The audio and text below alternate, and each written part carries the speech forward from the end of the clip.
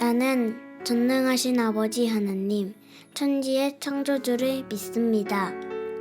나는 그의 유일하신 아들, 우리 주 예수 그리스도를 믿습니다. 그는 성령으로 잉태되어 동정녀 마리아에게서 나시고 본디오 빌라도에게 고난을 받아 십자가에 못 박혀 죽으시고 장사된 지 사흘 만에 죽은 자 가운데서 다시 살아나셨으며 하늘에 오르시어 전능하신 아버지 하나님 우편에 앉아 계시다가 거기로부터 살아있는 자와 죽은 자를 심판하러 오십니다. 나는 성령을 믿으며 거룩한 공교회와 성도의 교제와 죄를 용서받는 것과 몸의 부활과 영생을 믿습니다. 아멘.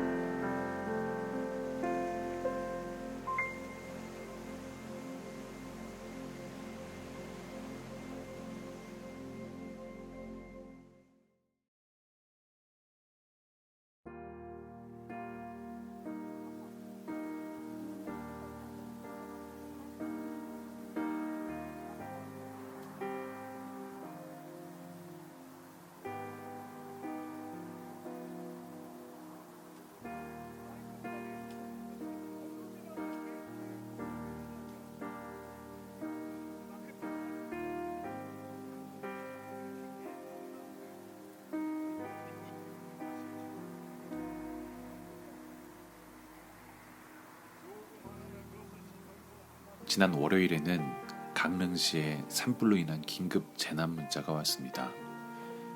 수십 킬로미터 밖에서 발생한 화재로 강릉도 하늘이 뿌옇게 변하고 공기 중에서도 화재의 냄새가 짙게 배어 있었습니다. 연무로 인해 아픈 이웃의 고통을 조금이나마 느낄 수 있었습니다. 조금이나마 이웃의 아픔을 잊지 않도록 연무의 영향을 받는 것조차 감사했습니다. 그리고 화재가 빨리 진압될 수 있길 기도했습니다. 저는 40년 동안 서울에서만 살았습니다.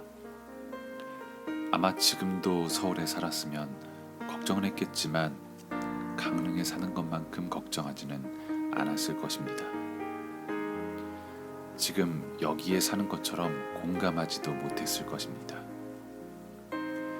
왜냐하면 지금은 서울에 살 때보다 동해에 더 가까운 이웃이 되었으니까요. 수천 킬로미터 넘어 우크라이나에서 전쟁이 났습니다. 다른 언어와 다른 역사를 가진 다른 문화의 다른 민족, 다른 나라의 일이지만 가슴이 아프고 화도 납니다.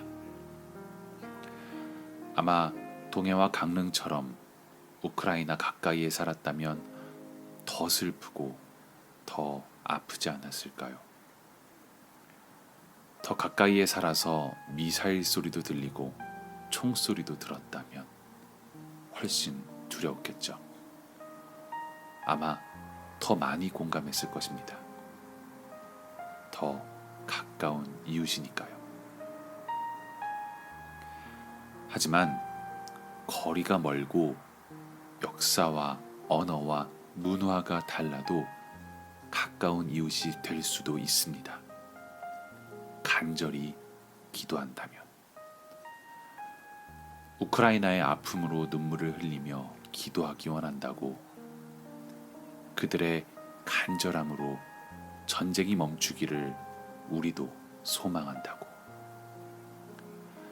울진과 삼척, 동해와 강릉의 이재민들의 마음으로 그들의 회복을 바란다고,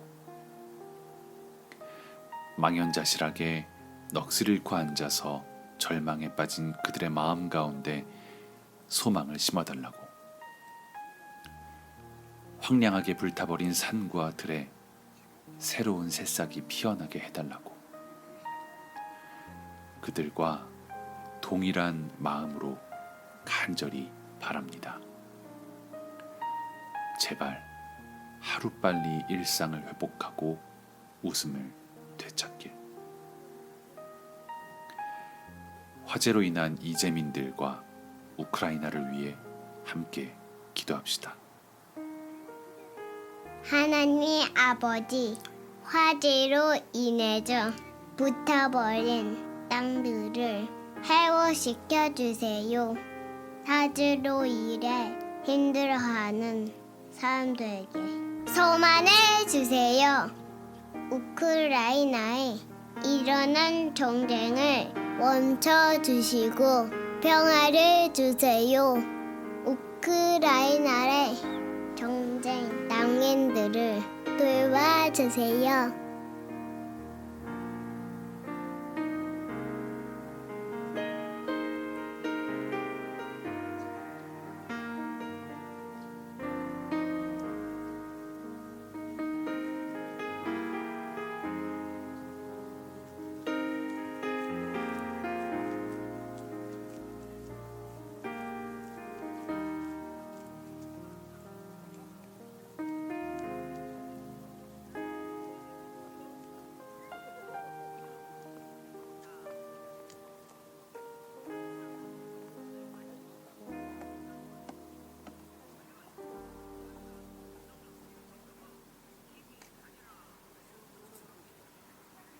예수님의 이름으로 기도합니다.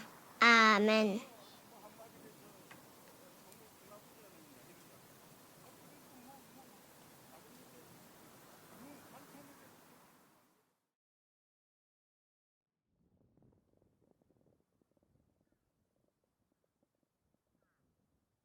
누가복음 13장 31절부터 35절까지 말씀. 바로 그때 몇몇 바리새파 사람들이 다가와서 예수께 말하였다. 여기에서 떠나가십시오. 헤롯 왕이 당신을 죽이고자 합니다. 예수께서 그들에게 말씀하였다.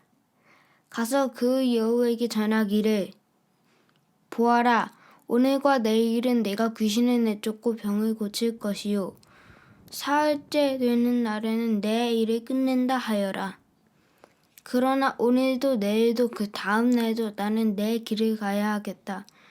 예언자가 예루살렘이 아닌 다른 곳에서는 죽을 수 없기 때문이다.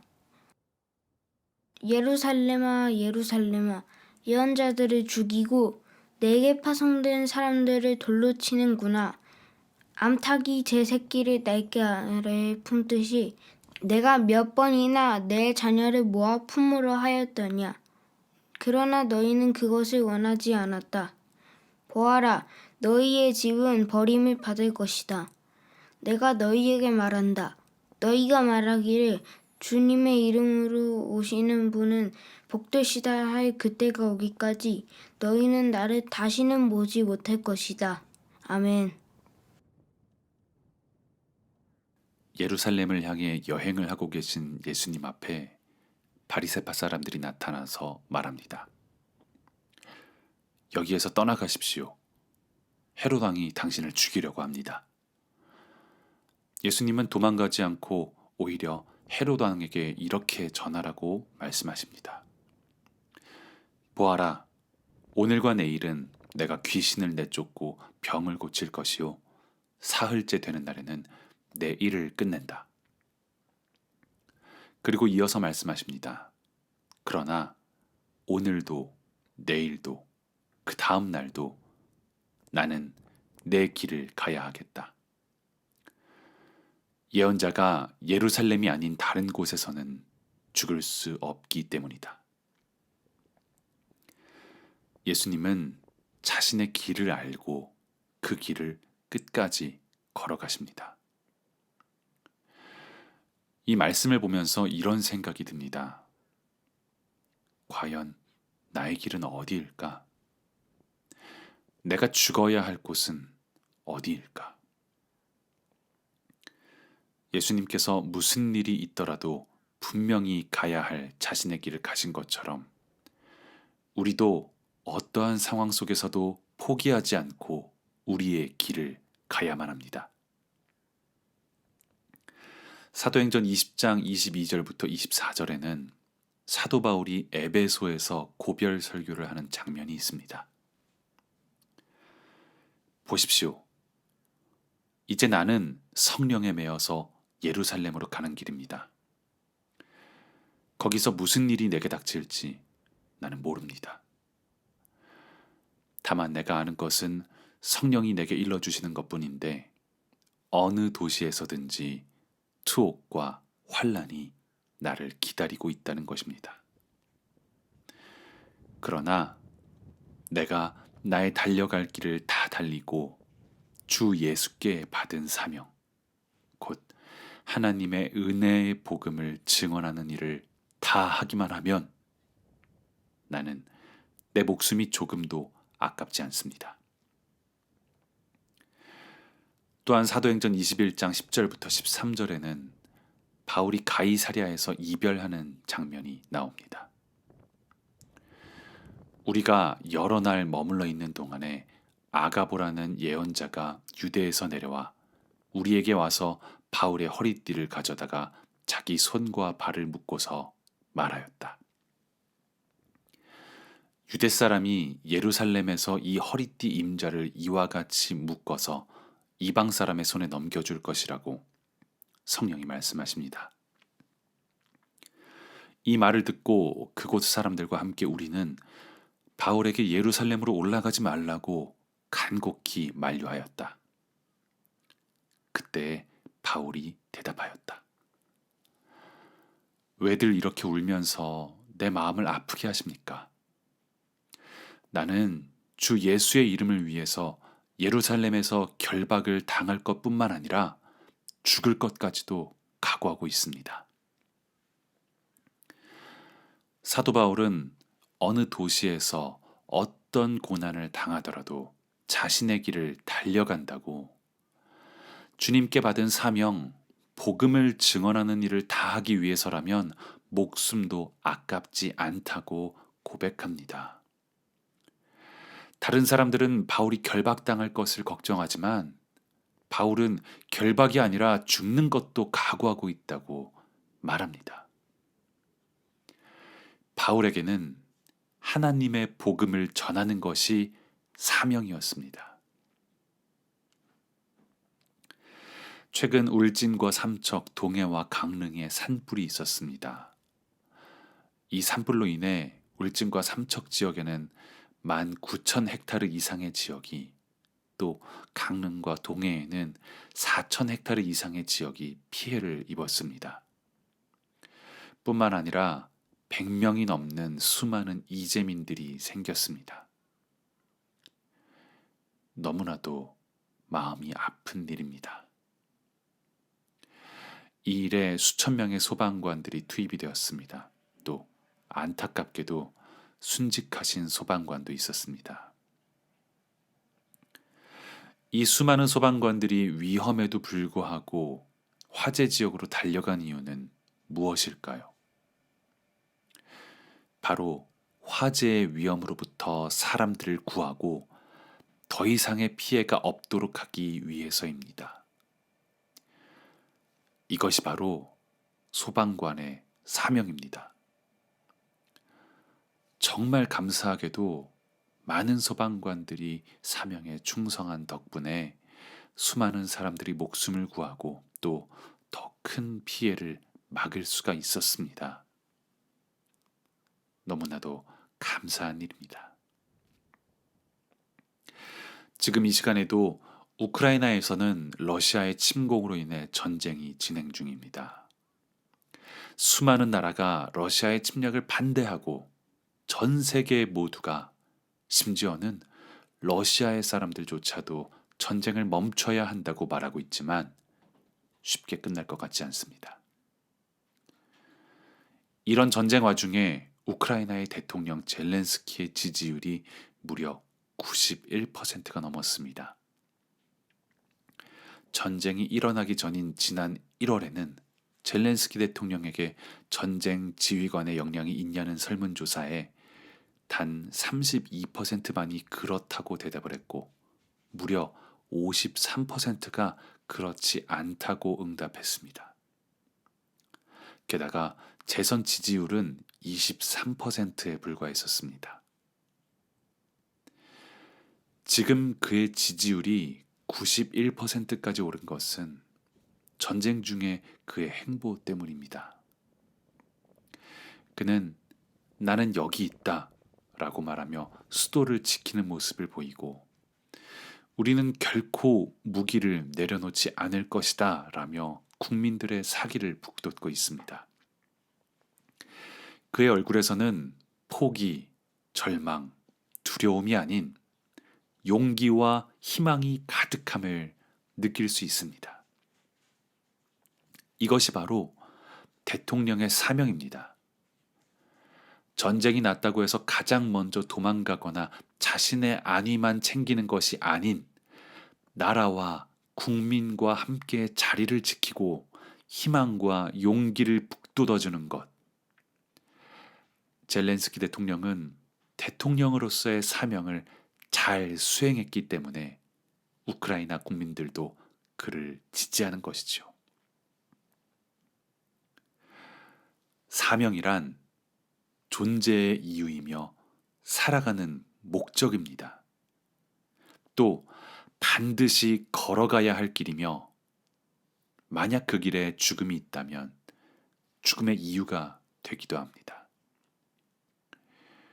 소방관이 존재하고 살아가는 이유, 대통령이 반드시 걸어가야 하는 길, 서로 그 길 끝에 죽음이 있다 하더라도 포기할 수 없는 길, 이것이 바로 사명입니다.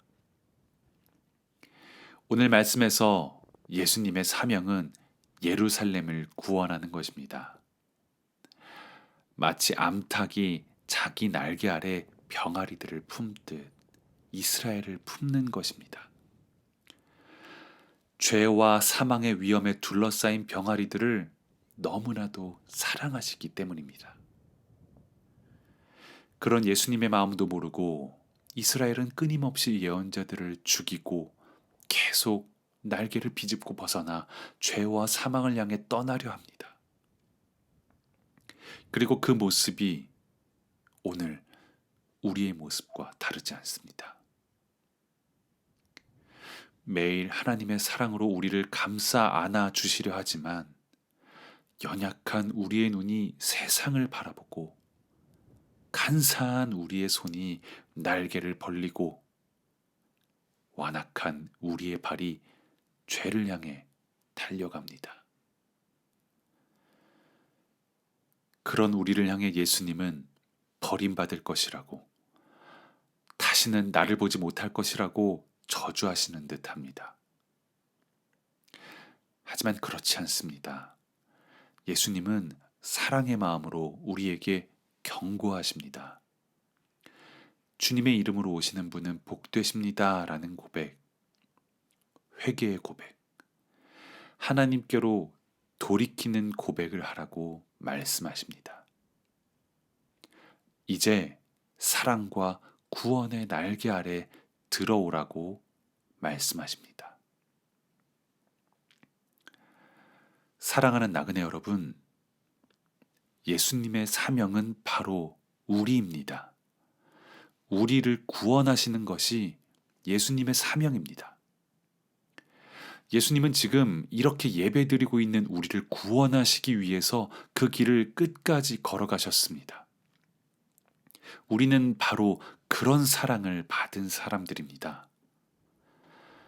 그러므로 그 사랑을 받아 누리는 나그네가 되시길 바랍니다. 그 사랑을 받아 나누는 나그네가 되시길 축복합니다. 나그네 교회는 예수님의 사명에 동참하고자 합니다. 이번 주부터 우크라이나의 평화를 위해서, 그리고 동해 산불 지역의 피해자들을 위해서 기도하고자 합니다. SNS와 영상을 통해 기도문이 올라오면 함께 기도에 동참해 주시기를 바랍니다. 또 전쟁이 멈출 때까지 부족하나마 헌금의 절반을 우크라이나의 교회에 보내고자 합니다. 나그네 여러분도 함께 기도와 물질로 동참해 주시길 바랍니다. 예수님께서 우리를 위한 구원의 사명의 길을 끝까지 걸으셨음을 기억하고 감사하며 그 사랑을 함께 나누는 나그네가 되시길 진심으로 축복합니다. 사랑의 하나님 아버지, 감사합니다. 지난 한 주간 세상 속에 살아가는 우리를 항상 사랑의 날개 아래 품어주심에 감사합니다. 또한 이 시간 예배를 통하여 하나님의 은혜와 사랑을 확인하게 하심에 감사드립니다. 오늘 말씀을 보며 우리를 향하신 하나님의 사랑을 깨닫습니다. 우리를 구원하시기 위해 사랑의 사명을 다하신 예수님을 바라봅니다. 우리가 얼마나 큰 사랑을 받는 존재인지 다시 깨닫습니다. 그 사랑에 감사하고 그 사랑을 나누는 나그네가 되게 하여 주십시오. 그리고 우리도 예수님처럼 사랑의 사명을 감당할 수 있는 힘을 주십시오. 이제는 모든 나그네들의 주인이 되시는 예수 그리스도의 은혜와 아버지가 되시는 하나님의 사랑과 도움이 되시는 성령 하나님의 함께하심이 우리가 예수님의 사명임을 기억하고 감사하며 우리도 예수님처럼 사명의 길을 걸어가길 소망하는 모든 나그네들과 지금도 전쟁으로 인해 두려움 속에서도 하나님의 도우심을 구하는 우크라이나의 모든 사람들과 산불로 인해 절망 속에서도 희망을 찾는 모든 사람들에게 지금부터 영원히 함께 하시길 간절히 축원합니다. 아멘.